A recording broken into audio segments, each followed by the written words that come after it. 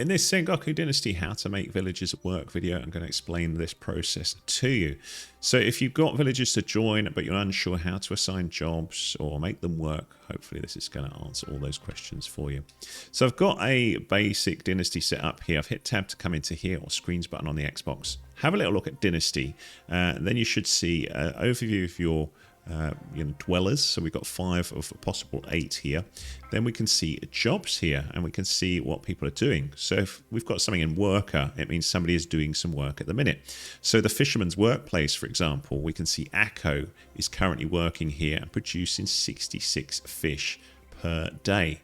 So Akko's set to do 100% or 99% workload here, and we can adjust this here. But what if you haven't set that up? How does it all work? So that's what we're going to look at. So what I'm going to do is just unassign Akko. So we'll just remove Akko here. And I'm also going to get rid of this here. So we'll just remove this recipe here. So that's what it would look like normally with them. And I'm going to do that for a couple of them because it varies slightly depending on what the job is. So we will do that with Coma at the workstation here. So we'll just remove Coma there. And the other one we will look at is the, let me see, I'm going to do Carpentry. So Kuma here. So we'll remove them. Okay, so we want to make the villagers work. What do we do? First of all, you need to build the buildings that you want them to work in. So we've got the woodcutting here with this carpentry station here. And you can either walk up to something and choose manage job, but I find it easier to go into that menu with tab or screens on the Xbox and go to Dynasty and then go jobs. So when you're here, you can see what's got no worker working on it. And just because you have a workstation of sorts doesn't mean you want somebody to work it. That's entirely up to you. But we're going to have a little look at them. So let's say we want to put someone on that carpentry station. It's there. So we select it there. And you can see this is currently set to produce logs. So I'm going to just get rid of those. So I'll just click this and remove it, just so you can see how this would work. So let's say that's how it would be when you brand new built this thing. So first of all, we want to assign the worker. So this button up here, choose that. And then you can see where people are working at the minute. So you can see Coma, Kuma, and Akko currently aren't working anywhere. But this dude here and this dude or dudette are working on things at the minute. But these ones are free. So we pick someone who's free. So Coma.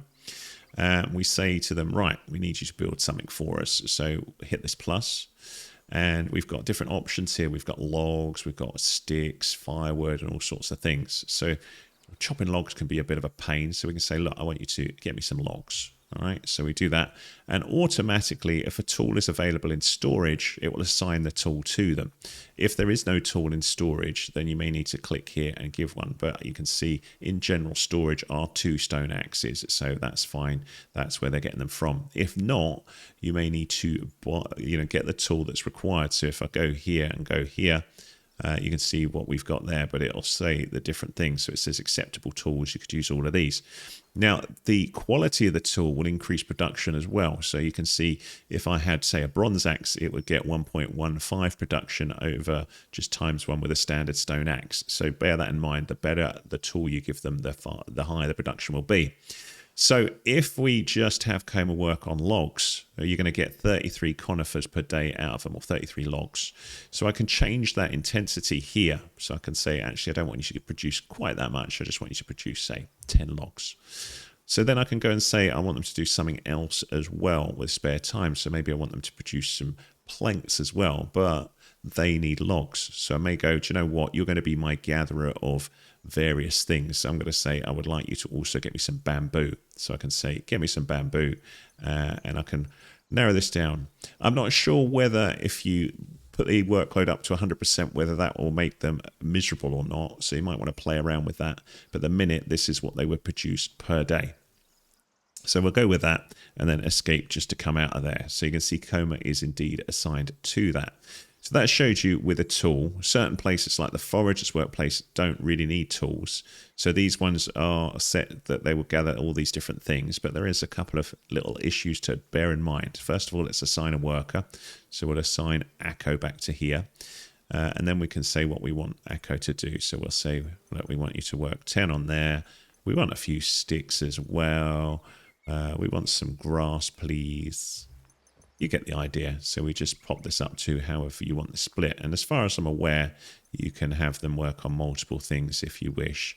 It's entirely up to you if that's what you want. You can see we can get other things here. We could get them to get a bit of bark. And in certain seasons, they can gather certain things like these mushrooms you might be able to find, but it just depends. So maybe they can't find them. So you can see it's not available in this area at the minute. So we could have a little look. Could we get some chrysanthemums? No, because we're in the wrong season. We might be in the wrong season for them, but you get the idea that possibly you might do it. But, the bark, for example, is not a problem. So there's no requirements. There we go. Summer, autumn, and spring, the gobo's fine. So we just pick a different one. Summer, autumn, and spring. I guess maybe these? Yeah, there we go. So we can get these mushrooms. So that's it. We've assigned that one. Now, another thing you can do when you're sorting that out is with the woodcutter thing here, for example, you have got room to add some furniture to it. So you can go here and then look at furniture and then have a little look at storage. Is it storage furniture? It's not storage furniture. It's think about this production furniture. And then look at the woodcutter's hut, and you can add a second carpentry station if you've got the resources.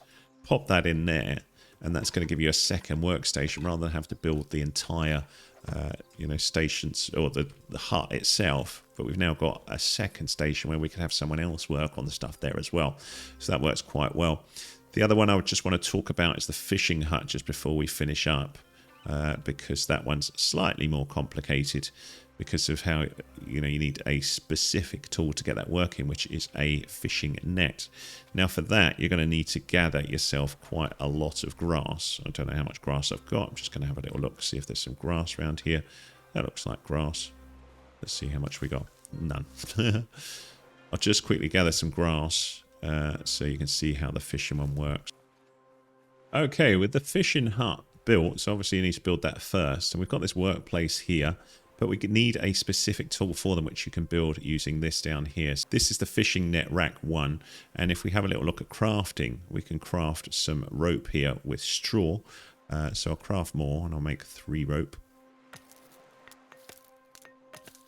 But I need 4 rope to make the net itself. So if I handcraft with that grass that I got, I can craft more of this. So I'll just make 10 of these so we can make another rope.